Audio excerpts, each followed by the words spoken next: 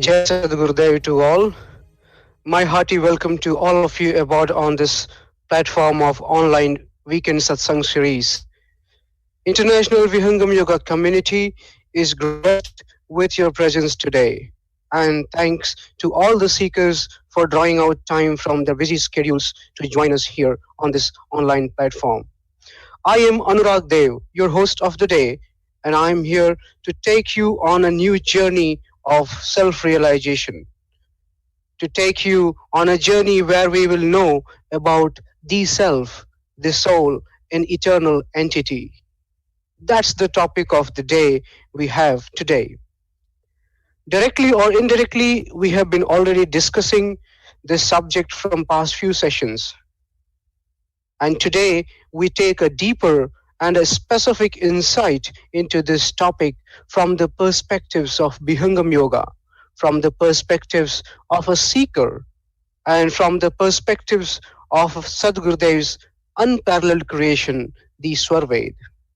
As always, with the grace of Sadgurudev, we have our global speaker panel joining us today. We have Ramji, who is joining us from India. I am joining from Tokyo, Japan. And to speak on the topic, we have Simant ji, who is our prime speaker of the day, and he is joining us from Kenya. Simonji is an entrepreneur. He is a chartered accountant. He's a chairman. He's a founder of a multi-global group. And in his professional life and in his personal life, under the grace of Sadgurudev, he has been living the blissful life of Vihangam Yoga for decades now. We have been fortunate already to have your presence, to have your sessions in the previous weeks also. And we are also fortunate to have you among us today as the prime speaker of the day. To take us deep into this topic, I pass on the control to you, Simanji. Jai Sarudev, and warm greeting to all the listeners and speakers. I am so pleased to welcome you to this satsang session on soul and eternal entity. In our self-discovery, there are three fundamental questions that come on our path. Who am I? What am I doing here? And what is the purpose of life? Friends, today we will explore these questions together. Soul and eternal entity. So let us first start with exploring what is eternal and what is not eternal in and around us. Eternal basically means anything which is everlasting, perpetual, imperishable, and infinite. So let's look at things that we experience around us and see what is everlasting in them. Seasons, climate, they change. Clothes we buy, they get worn out. Metals, they rust. Electronics we are glued to, they malfunction. Our new car gets knocked down. The useful life of a new house is 40 years. Our careers conclude because we retire. Relationships dissolve. Our elders and siblings with whom we lived for a couple of decades, those relationships have now been reduced to a few phone calls a week, probably some yearly visits. We used to listen to CDs and DVDs. Then came iPods. Now we have Netflix. Our children are growing and our hairs are graying, and so on and so forth. So Sadgurudev says, my friends, think what is everlasting in this world. Everything in which you initially found magic and your eyes twinkled, you realize now that it is changing. Today is different from yesterday, and tomorrow will not have the today. So what you are experiencing, thinking as everlasting reality, is perishable and has an expiry date. मित्र प्यारे सोच देखो विश्व में क्या नित्य है. So the hard question is, what is around us that is imperishable, enduring and infinite? Sadgurudev dispels this darkness in survey by sharing that nitya anadi shat vastu hai inkar sab vistar. There are only 6 everlasting eternal entities. The first one is the Supreme Being, the Almighty. The second one is the Sadgurudev, whose role is to manifest the Supreme. The third is the cosmic executor, the Akshar Brahm, the womb of creation. The fourth is souls, us. The fifth is the nature, whether evolved or dissolved. And the last is time, the concept on which the chronological order of events are based. Today, since we are exploring the who am I question, we will stick our discussion to soul. So who am I? What is soul? Let's do a self-evaluation. For the next 1 minute, please close your eyes. I request where you are, please close your eyes. And now, let's pick and start putting aside whatever we have acquired over the years. I repeat, close your eyes. Let's pick and start putting aside whatever we have acquired over the years. Our educational credentials, our professional degrees, our job titles, the companies we work for, the businesses we have founded, the wealth in our bank account, your first car to your latest car, the house where you stay, your closest family and friends relationships. Let's for a moment pick them and put them aside. So where are you now? Once you have put these things aside, do you still exist? You can now open your eyes.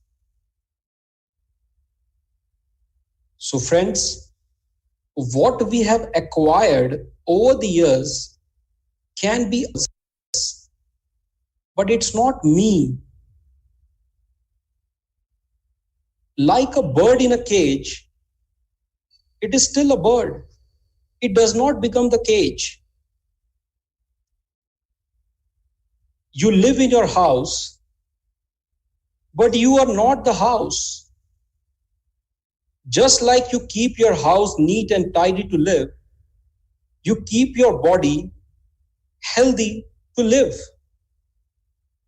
Me is the nucleus around which all things rotate. But we have now become a case of mistaken identity. Sadgurudev says, Abhimani jad deh ka bhulahi aapan roop. We do not understand anything apart from our physical presence. That's why he says, Abhimani jad deh ka. And that's why when a near and a dear one passes away, we are shattered and we are unhappy. We in fact pray, how I wish he could come back. While the reality is, if he or she was to come back after one day in the body, love will vanish. We will actually be in terror and petrified. Why? Because our brain and mind transmissions only understand physical perceptions. On the contrary, self discovery and self realization, it is not an intellectual experience. It is inconceivable using mind and intellect. Just like the outer world is solar powered, the body and the inner world is soul powered. It is the very ground of existence. Dimension of the soul is beyond intelligence and intellect. And Vihangam Yoga is about expanding the dimensions of that perception. Without consciousness, you cannot even have a thought in the mind. So, in a nutshell, who am I? I am the core consciousness that is empowering everything in this body. When I come in my mother's womb, my body is declared born. And when I leave this gross body, my body will be declared dead. But I am everlasting. I am imperishable. I am enduring and perpetual, eternally conscious, and always traveling. When you are aware and awake about this fact, every minute and every second of the day, you open yourself to zone of supreme possibilities. You are in harmony with yourself.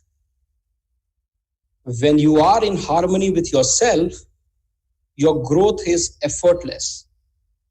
It is frictionless. It is spontaneous.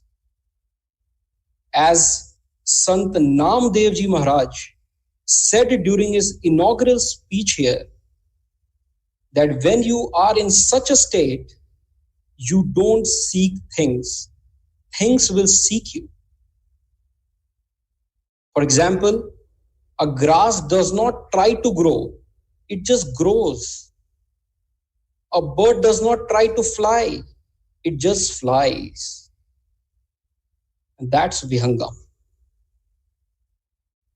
And the last question is, what am I doing here and what is the purpose of this life? If we were asked to explain in one line on what is the purpose of our life. Someone asked me this question in the ashram some years back. I was actually totally dumbstruck. I was actually looking to escape. Then I started counting my responsibilities and duties as the purpose of life. Purpose of life is to have a life with a purpose, a higher purpose. So friends, life will finally boil down to a few moments. If you toy up your life, you don't remember everything that has happened. You only remember life-changing events. You don't want to live the same life and the same year 60 times, 70 times and call it a life. That is like a massive missed opportunity. You are unique. There is no one like you in this world. You are a supreme possibility in waiting. Too many of us undervalue what we are. You are in this world to express your unique talent and serve a higher purpose. And what else are you here for? Abhaji shared with us through the survey that the soul has got three characters.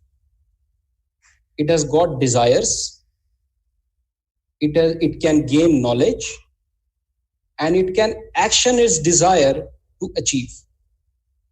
Iksha, Gyan, and Prayat. That's why human aspirations cannot be curtailed. We are constantly looking to be more than what we are at this moment. So, what is that the soul does not have?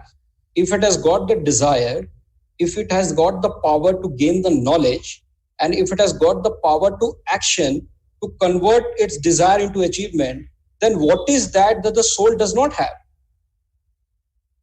It does not have everlasting joyfulness, everlasting ecstasy, and everlasting euphoria.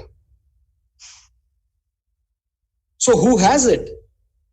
Who has got everlasting joyfulness? It is the Supreme Almighty alone who has it. So, the soul has to seek union with the Supreme in order to enjoy that everlasting joyfulness and ecstasy. It has to seek.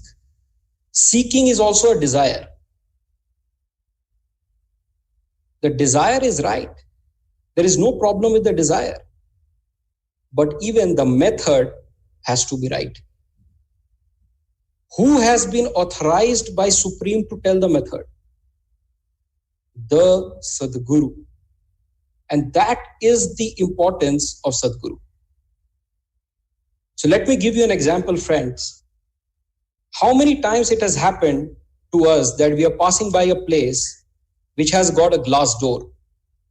You are occupied with your thoughts and you push the door and it does not open. And there is a small sticker there which says pull. But we keep pushing until someone comes and opens it up for us. We will be imprisoned in this room with that door unlocked, which open inwards, as long as it does not occur to us to pull rather than push. So friends, even if you forget everything which I have spoken in the last 15 minutes, but if you remember the following 3 things, it will assist you in your self-discovery. Number 1, there are only 6 entities in this world that are eternal and everlasting. And one of that is soul, and one of that is you. Number 2, you are the core consciousness.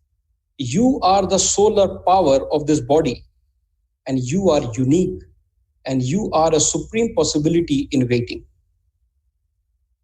Number 3, one of the higher purpose of your life is to seek the Supreme Almighty. Why? Because He alone is the source of everlasting joyfulness. And Sadguru alone is the giver of the method through which the door of self-realization and God-realization opens. With that, I wish to freeze myself. I will be happy to take more questions during the Q&A round. Jasrudev, over to Anuragji. Thank you so much, Simanji. Thank you so much for this deep and a wonderful insight into this concept of the soul. We now move towards the next segment of this session. For the next 15-20 minutes, we will have the question answer session. Me and our prime speaker of the day, Simanji, will be discussing various questions that our seekers have posted on the Slido interface. So, Simanji, I hope I am audible to you very clear. Yes, sir. Yes, thanks, Simanji. So, with the first question, I think the speakers from across the globe are, there's a very common pattern that I'm seeing, very common questions that are being put forward. So, probably I will combine some of them and will put for your opinion. So, the first question basically 3 questions talking about the same thing. So the seeker is basically asking is like, how does meditation help in your health? And the seeker connects this with the higher terminology and is asking, what is the basis of doing meditation? Is it the senses? Is it the man? Is it the mind? Or is it something else? So, great question from our seekers. I'd like you to put your opinion forward. Simanji. Thanks, Anuragji. And thanks to the seeker for that question. So we basically discussed that this body is soul powered. Soul's power is consciousness, and we are actually spending this consciousness daily. So if you look at your body, there are 9 outlets in this body. There are 2 eyes, 2 ears, 2 nostrils, a mouth, your genetical and anal organs put together. These are basically the 9 openings through which the soul's consciousness is constantly traveling out to perceive the external world, brings back the information to the senses, and it gives some semantic firings and transmissions to your brain to perceive and act. Now, when this activity is continuously going on through the day, we feel exhausted. And that is why after a very long day of work, we feel tired.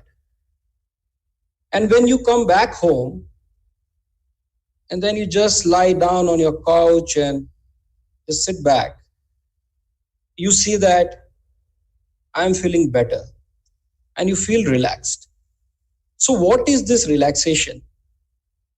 This relaxation is nothing but the intense flow of the consciousness out of your body through the day has actually reduced. So you started retaining that consciousness, the power of the soul within. And that's why after a really long, good sleep in the morning, you say, I'm also fresh. So if you could learn and practice a meditation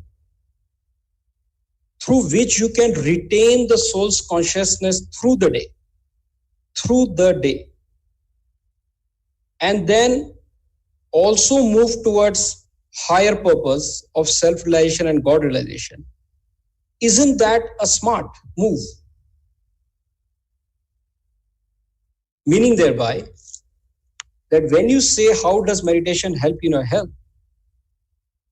You will be healthy physically, mentally, and also spiritually. Just like the food you give to your body through your mouth, only one place, from your mouth, and the whole body is taken care of. In the same way, if you could practice a meditation through which you are able to achieve healthiness of physicality, mentally and spiritually, isn't that a smart move? That's what Swamiji says in Sarved. Sara shabd ki sadhana, sarva sadhana hoy, mool nir mukh an diye, sarva palana hoy. Only from one place you feed your body on your mouth, and it takes care of everything. In the same way, if you could practice a meditation, the Brahm Vidya Vihangam Yoga meditation, it will help in your physical, mental, and spiritual health.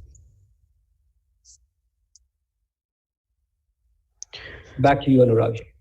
So, Simanji, as you rightly mentioned, the connection with consciousness throughout the day, I mean, not just momentarily, a connection that lasts, that time period is not defined, it always is there.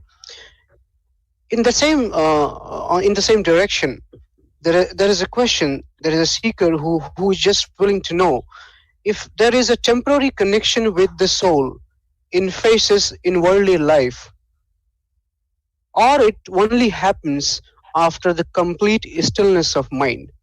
So basically, the seeker here, what he's looking for, as I understand, is uh, through in our day-to-day lives, even without our minds being completely calm or silent or concentrated, are there no chances that we are connected with that kind of conscious energy, even temporary, for some time?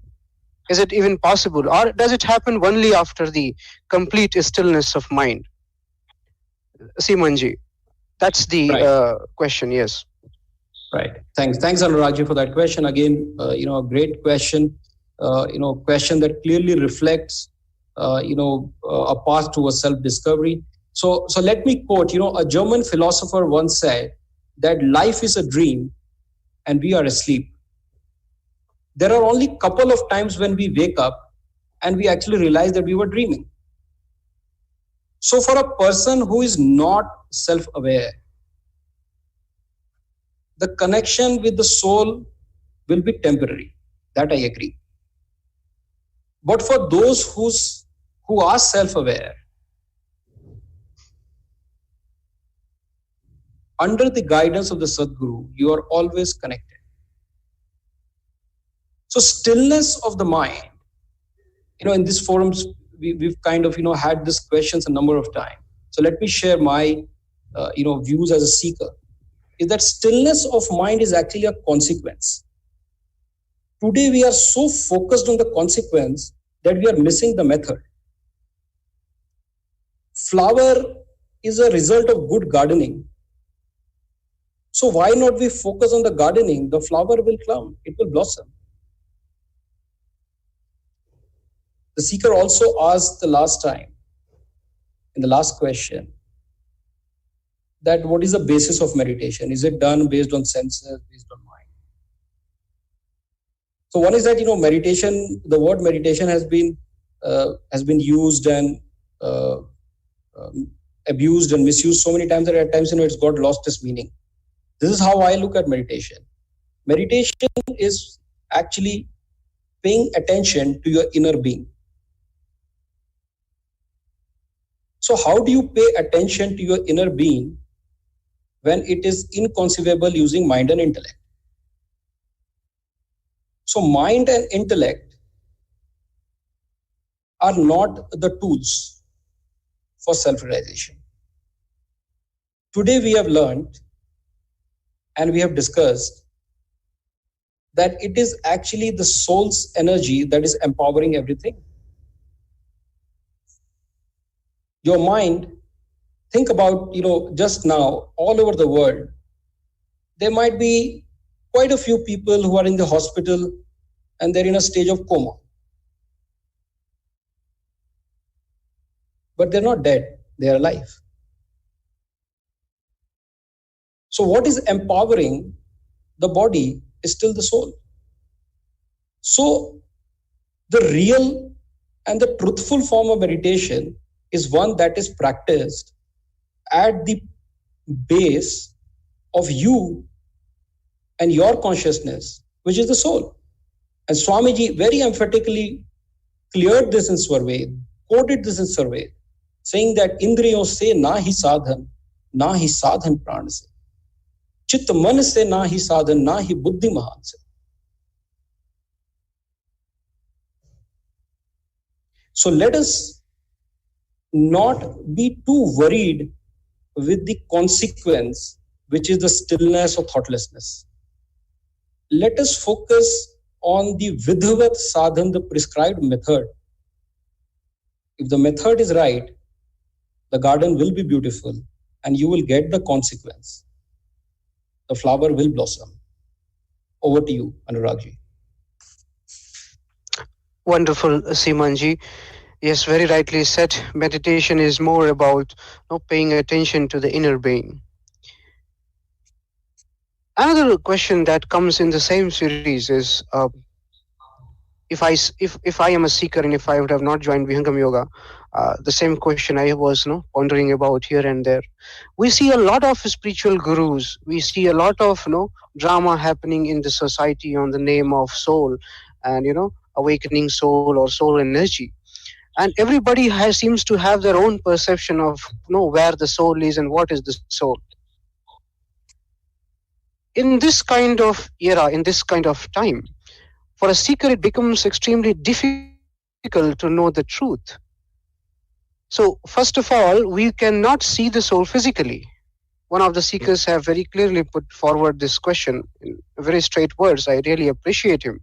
So it's not possible to see the existence of the soul through eyes.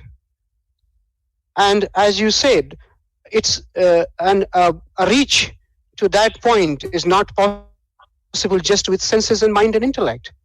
So if at all I have to perceive the existence of soul, which is basically I want to perceive my own existence, how do I do that in this time when everybody claims to be knowing about the soul, and everybody claims to be a guider of the soul? How do I know what is the true path, and how do I perceive the existence of the self being the soul? And that's one of the wonderful questions I came across on the slider today. Over to you, Simanji. Thanks, Anuragji. Very deep question, I must say. Yes. Right. So the question is, where does the soul reside, and how will I know the truth or where it resides? So to me, the way to know the truth is to experience the truth. Anything which is not in your experience is faith. It is a set of belief.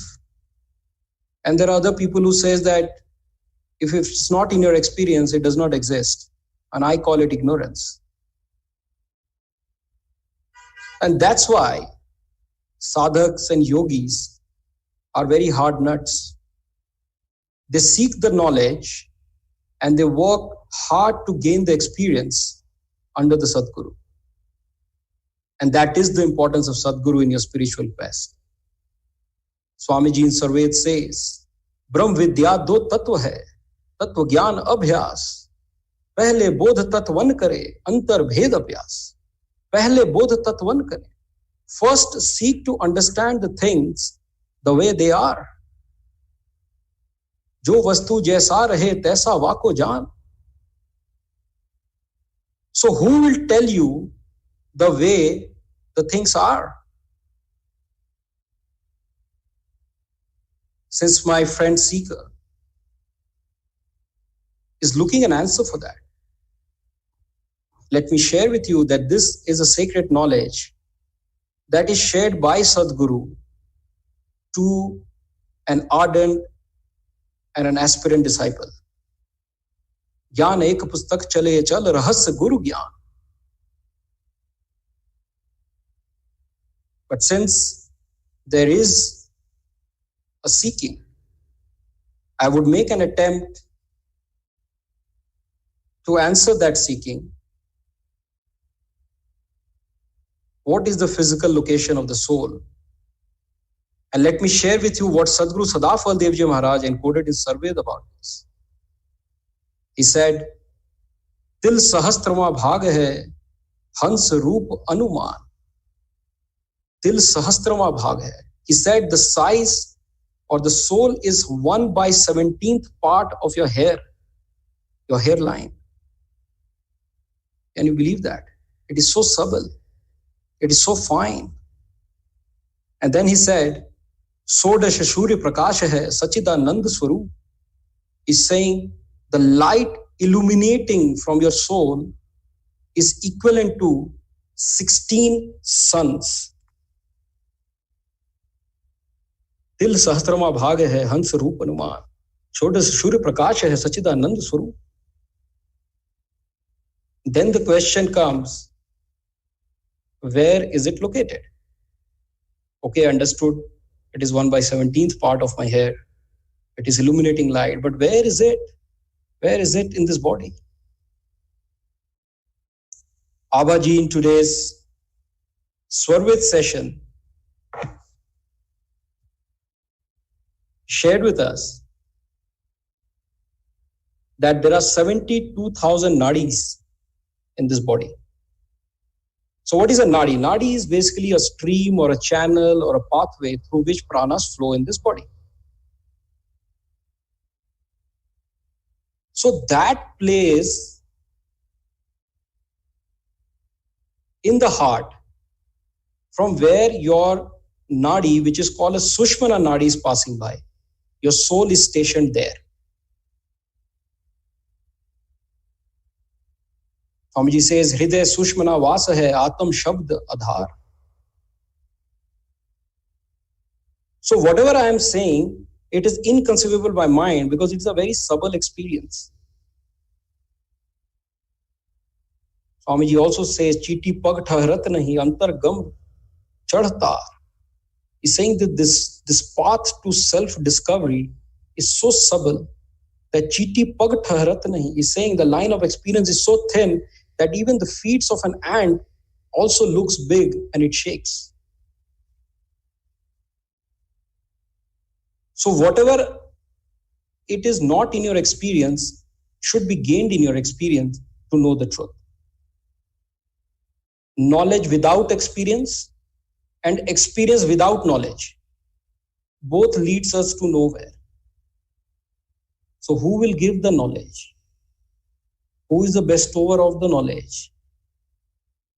It is the Sadgurudev.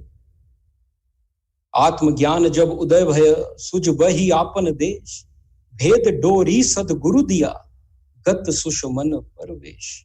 Bhed dori Sadguru.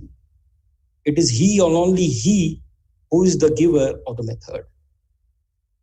So let's get to learn the method with him. Very rightly said, Simanji. Very rightly said. Experience is the best teacher. Without experience, everything else is just faith. So, if you have to experience it, you have to put some effort into it, without which there's nothing possible. You have to practice the unparalleled knowledge of Vihangam Yoga, the meditation under the guidance of Sadgurudev. And it is only through the practice, it is only through the experience gained via practice, we decide. We do experiments, and as the result of experiments, we decide if it was success or a failure. I thank you again, Simanji, for devoting your time and for imparting such a wonderful session to us today. I hope all our seekers must have benefited from it. We officially now come to the end of this session. I thank all the speakers. I thank all the seekers who have now devoted their time on this platform, and it has really benefited us all. Thank you so much to all of you. Let's hear each other next weekend through the same medium at the same time. Until then, I wish you a great health and a prosperous life on behalf of Vihangam Yoga community. Jai Sadgurudev to all.